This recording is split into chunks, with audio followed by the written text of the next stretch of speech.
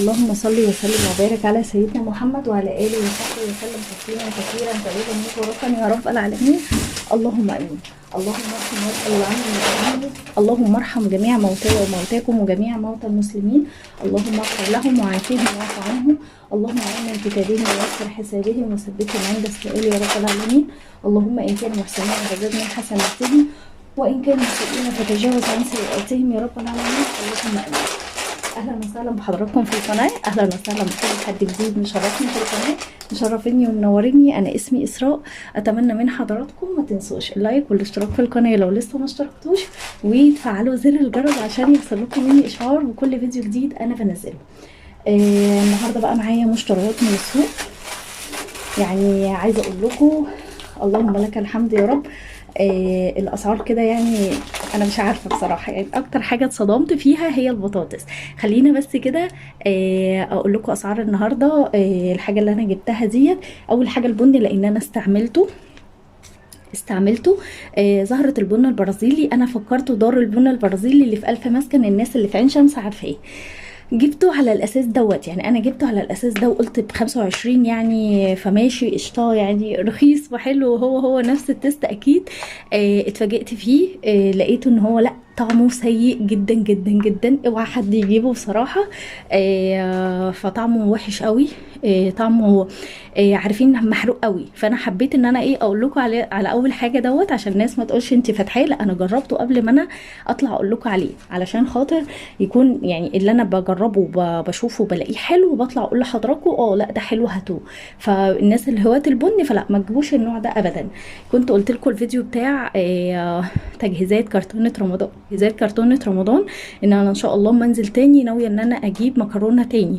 الحمد لله قلت اجيب 2 كده من كل نوع، يعني كل منزل كده اجيب لي كده ب30 جنيه او حاجه. فانا جبت 2 من كل نوع، 8 و8 16 و8 20 صح كده، 16 لا 24.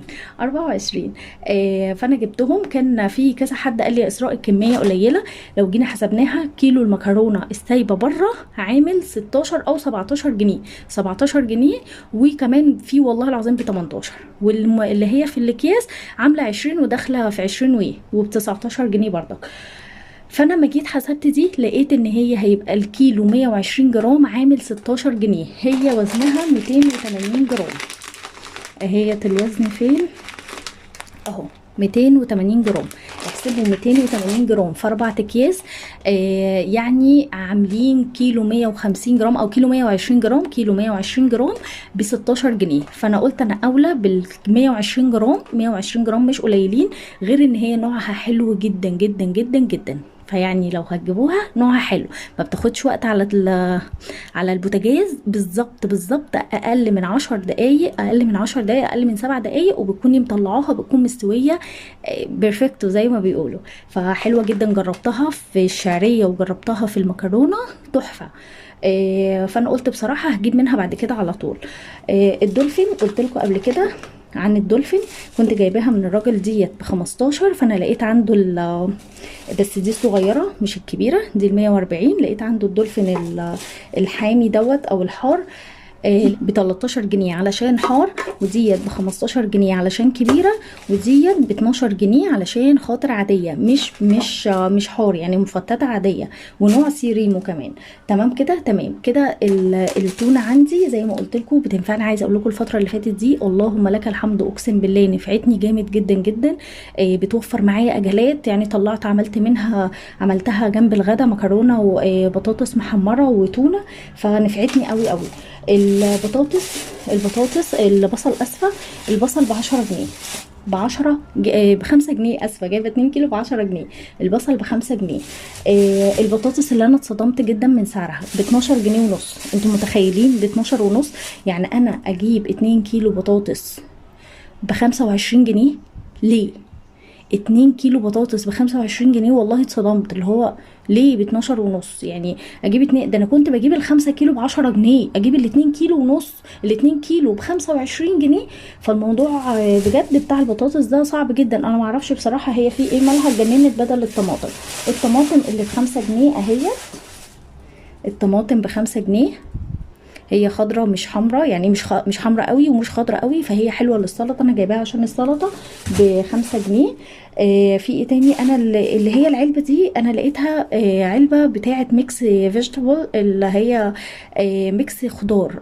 فقلت بصراحة هبقى اعملها كده خضار مسلوق، يعني عارفين اللي هي زي شوربة الخضار، فيها ذرة وفيها بسلة وفيها جزر وفيها ايه تاني، هو تقريبا هو ده اللي فيها، بسلة وجزر بسلة وجزر و